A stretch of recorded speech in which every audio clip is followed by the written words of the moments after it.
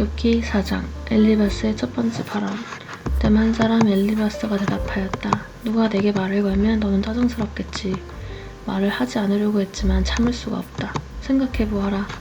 너도 전에 많은 사람을 가르치기도 하고 힘없는 자들의 두 팔을 굳세게 붙들어주기도 했으며 쓰러지는 이들을 격려하여 일어나게도 하고 힘이 빠진 이들의 무릎을 굳게 붙들어주기도 했다. 이제 이 일을 정작 네가 당하니까 너는 짜증스러워하고 이 일이 정작 네게 닥치니까 낙담하는구나. 하나님을 경외하는 것이 네 믿음이고 온전한 길을 걷는 것이 네 희망이 아니냐? 잘 생각해보아라. 죄 없는 사람이 망한 일이 있더냐? 정직한 사람이 멸망한 일이 있더냐? 내가 본대로는 악을 갈아 재난을 뿌리는 자는 그대로 거두더라. 모두 하나님의 입김에 쓸려가고 그의 콧김에 날려갈 것들이다.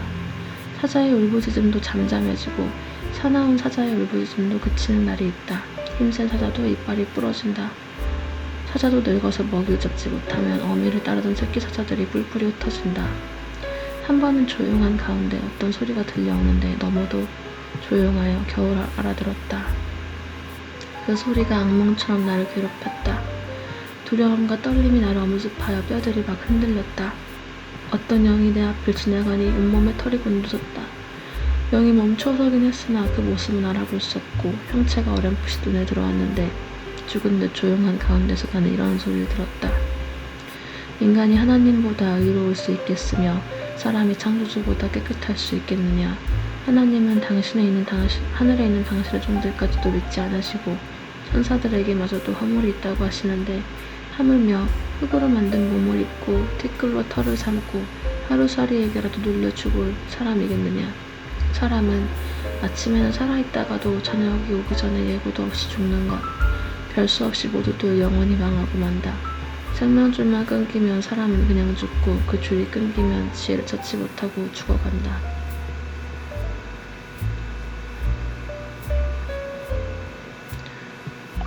욥기 5장 어서 부르짖어 보아라. 내게 응답하는 이가 있겠느냐. 하늘에 있는 거룩한 이들 가운데서 그 누구에게 하소연을 할 수 있겠느냐. 미련한 사람은 자기 분노 때문에 죽고 어리석은 사람은 자기의 질투 때문에 죽는 법이다. 어리석은 사람의 뿌리가 뽑히고 어리석은 자의 집이 순식간에 망하는 것을 내가 직접 보았다. 그런 자의 자식들은 도움을 받을 데가 없어서 재판에서 억울한 일을 당해도 구해주는 이가 없었고 그런 자들이 거두어들인 것은 굶주린 사람이 먹어치운다. 가시나무 밭에 자른 것까지 먹어치운다. 목마른 사람이 그 재산을 삼켜버린다. 재앙이 흙에서 일어나는 법도 없고 고난이 땅에서 솟아나는 법도 없다. 인간이 고난을 타고 태어나는 것은 불티가 일어나는 것과 같은 이치이다. 나 같으면 하나님을 찾아서 내 사정을 하나님께 털어놓겠다. 그분은 우리가 측량할 수 없는 큰 일을 하시며 우리가 헤아릴 수 없는 기이한 일을 하신다. 땅에 비를 내리시며 밭에 물을 주시는 분이다. 낮은 사람을 높이시고 슬퍼하는 사람에게 구원을 보장해 주시며 간교한 사람의 계획을 꺾으시어 그 일을 이루지 못하게 하신다. 죄의롭다고 하는 자들을 제께에 속게 하시고 교활한 자들의 꾀를 금방 실패로 되돌아가게 하시니 대낮에도 어둠을 만날 것이고 한낮에도 밤중처럼 더듬을 것이다. 그러나 하나님은 가난한 사람들을 그들의 칼날 같은 입과 억센 소나기로부터 구출하신다. 그러나 비천한 사람은 희망을 가지지만 불의한 사람은 스스로 입을 다물 수밖에 없다.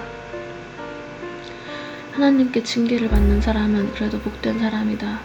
그러니 전능하신 분의 훈계를 거절하지 말아라.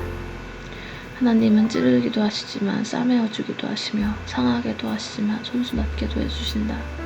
그는 6가지 환난에서도 너를 구원하여 주시며 7가지 환난에서도 재앙이 내게 미치지 않게 해주시며 기근 가운데서도 너를 굶어 죽지 않게 하시며 전쟁이 벌어져도 너를 칼에서 구해주실 것이다.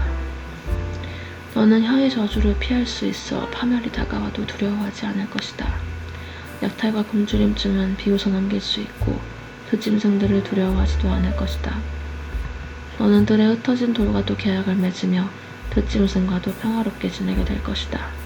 그래서 너는 집안이 두루 평안한 것을 볼 것이며 가축 오리 두루 살필 때마다 잃은 것이 없는 것을 볼 것이다. 또 자손도 많이 늘어나서 땅에 풀같이 많아지는 것을 보게 될 것이다. 때가 되면 곡식단이 타작마당으로 가듯이 너도 장수를 누리다가 수명이 다 차면 무덤으로 들어갈 것이다. 이것은 우리가 지금까지 살펴본 것이니 틀림없는 사실이다. 부디 잘 듣고 너 스스로 생각해서라도 명심하기 바란다. 욥기 6장 욥이 대답하였다. 내가 겪은 고난을 모두 저울에 달아볼 수 있고 내가 당하는 고통을 모두 저울에 올릴 수 있다면 틀림없이 바다의 모래보다 더 무거울 것이니 내 말이 거칠었던 것은 이 때문이다. 전능하신 분께서 나를 관역으로 삼고 화살을 쏘시니 내 영혼이 그 독을 빤다. 하나님이 날 몰아치셔서 날 두렵게 하신다. 풀이 있는데 나귀가 울겠느냐? 꿀이 있는데 소가 울겠느냐? 싱거운 음식을 영양도 치지 않고 먹을 수 있겠느냐? 달걀 흰자위를 무슨 맛으로 먹겠느냐? 그런 것들은 생각만 해도 구역질이 난다. 냄새조차도 맡기가 싫다. 누가 내 소망을 이루어줄까? 하나님이 내 소원을 이루어주신다면 하나님이 날 부수시고 손을 들어 날 깨뜨려 주시면 그것이 오히려 나에게 위로가 되고 이렇게 무자비한 고통 속에서도 그것이 오히려 내게 기쁨이 될 것이다. 나는 거룩하신 분의 말씀을 거역하지 않았다. 그러나 내게 무슨 기력이 있어서 더 견뎌내겠으며 얼마나 더 살겠다고 더 버텨내겠는가. 내 기력이 돌의 기력이라도 되느냐. 내 몸이 노스라도 되느냐. 나를 도와줄 이도 없지 않느냐. 도움을 구하러 갈 곳도 없지 않느냐. 내가 전능하신 분을 경외하든 말든 내가 이러한 절망 속에서 허덕일 때야말로 친구가 필요한데 친구라는 것들은 물이 흐르다가도 마르고 말랐다가도 흐르는 개울처럼 미덥지 못하고 배신감만 느끼게 하는구나. 얼음이 녹으면 흙탕물이 되고 눈이 녹으면 물이 넘쳐 흐르다가도 날이 더워지면 쉬 마르고 날이 뜨거워지면 흔적조차도 없어지고 마는 개울. 물이 줄기를 따라서 굽이쳐 흐르다가도 메마른 땅에 이르면 곧 끊어지고 마는 개울. 대마의 대장들도 물을 찾으려 했고 스바의 행인들도 그 개울에 희망을 걸었지만 그들이 거기에 이르러서는 실망하고 말았다. 그 개울에 물이 흐를 것이라는 기대를 했던 것을 오히려 부끄러워하였다. 너희가 이 개울과 무엇이 다르냐? 너희도 내 물고를 보고서 두려워서 떨고 있지 않느냐? 내가 너희더러 이거 내놓아라 저거 내놓아라 한 적이 있느냐? 너희 재산을 떼어서라도 내 목숨을 살려달라고 말한 적이 있느냐? 아니면 원수의 손에서 나를 건져달라고 하긴 했느냐? 폭군의 세력으로부터 날 속량해달라고 부탁하기라도 했느냐? 어디 알아듣게 말 좀 해보아라. 내가 귀 기울여 듣겠다. 내 잘못이 무엇인지 말해보아라. 바른 말은 힘이 있는 법이다. 근데 너희는 정말 무엇을 책망하는 것이냐? 너희는 남의 말 꼬투리나 잡으려는 것이 아니냐? 절망에 빠진 사람의 말이란 바람과 같을 뿐이 아니냐? 너희는 고아라도 제비를 뽑아 노예로 넘기고 이익을 챙길 일이라면 친구라도 서슴없이 팔아넘길 자들이다. 내 얼굴 좀 보아라. 내가 얼굴을 맞대고 거짓말이야 하겠느냐?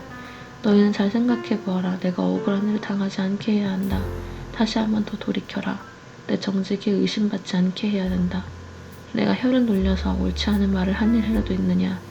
내가 입을 벌려서 분별 없이 떠든 일이라도 있느냐? 이렇게 7장. 인생이 땅 위에서 산다는 것이 고된 종살이와 다른 것이 무엇이냐? 그의 평생이 품꾼의 나날과 같지 않느냐? 저물기를 몹시 기다리는 종과도 같고 수고한 삭슬 애타게 바라는 품꾼과도 같아. 내가 바로 그렇게 여러 달을 허탈 속에 보냈다. 괴로운 밤은 꼬리를 물고 이어갔다. 눕기만 하면 언제 깰까 언제 날이 셀까 마음 졸이며 새벽까지 내내 뒤척거렸구나. 내 몸은 온통 구더기와 먼지로 뒤덮였구나. 피부는 아물었다가도 터져버리는구나. 내 날이 배틀의 북보다도 빠르게 지나가니 아무런 소망도 없이 종말을 맞는구나. 내 생명이 한낮바람임을 기억하여 주십시오. 내가 다시는 좋은 세월을 못 볼 것입니다. 어느 누구도 다시는 나를 볼 수 없을 것입니다. 주님께서 눈을 뜨고 날 찾으려고 하셔도 나는 이미 없어졌을 것입니다. 구름이 사라지면 자취도 없는 것처럼 수월로 내려가는 사람도 그와 같아서 다시는 올라올 수 없습니다.